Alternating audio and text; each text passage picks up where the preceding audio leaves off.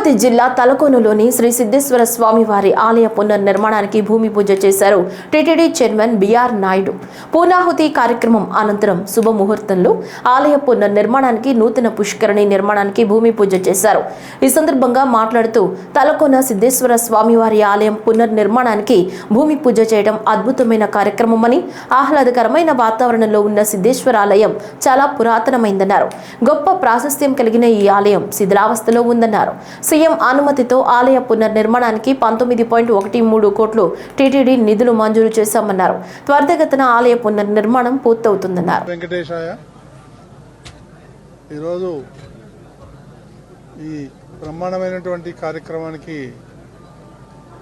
మేము ఇక్కడికి వచ్చి ఈ భూమి పూజ ఇవన్నీ కూడా ఈరోజు ప్రారంభించడం జరిగింది.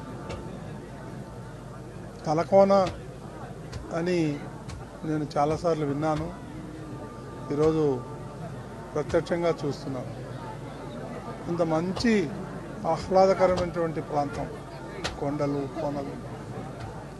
ఇక్కడ సిద్ధేశ్వర స్వామి ఆలయం పురాతనమైంది, అది శిథిలావస్థలో ఉందని చెప్పేసి మన ఎమ్మెల్యే నాని గారు పలుమార్లు టీటీడీ దృష్టికి తీసుకురావటం, ఆయన విజ్ఞప్తి మేరకు ఈ అంశాన్ని టీటీడీ బోర్డులో పెట్టి సానుకూలంగా నిర్ణయం తీసుకొని 18-19 కోట్ల రూపాయలు ఖర్చు పెట్టి ఇక్కడ ఆలయాన్ని నిర్మించాలని చెప్పేసేటువంటి నిర్ణయం తీసుకోవటం. ఇప్పుడే చక్కచక్క పనులు కూడా జరుగుతున్నాయి. ఇక్కడికి వచ్చినాక తెలిసింది, ఒక మంచి కాంట్రాక్టర్ సూరిబాబుకి ఇది ఇవ్వటం. వారికి ఇప్పుడే చెప్పాను నేను, ఇది 1 ఇయర్ లోపల కంప్లీట్ చేయాలని. ఆ దిశగా మనం ముందుకు పోదాం.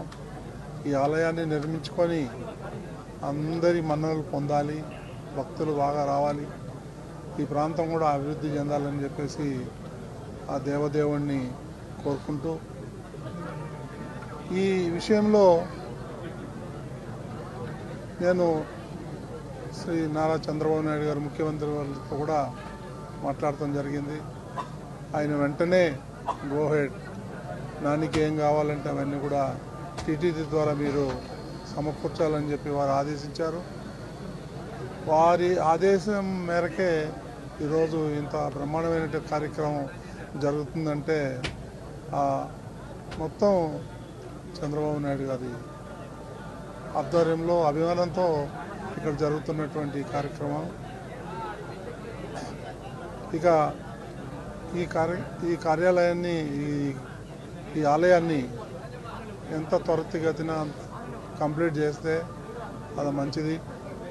మేమంతా కూడా టీటీడీ తరఫున ఏ సహాయం కావాలన్నా మేము చేయటానికి సిద్ధంగా ఉన్నాం. ఇది త్వరితగతిన పూర్తి చేయాలని చెప్పేసి ఎమ్మెల్యే గారిని, సంబంధిత కాంట్రాక్టర్ గారిని కోరుకుంటూ, నాకు ఈ అవకాశం వచ్చినందుకు మీ అందరికీ కూడా పేరు పేరున కృతజ్ఞతలు తెలియజేసుకుంటూ, ఓం నమో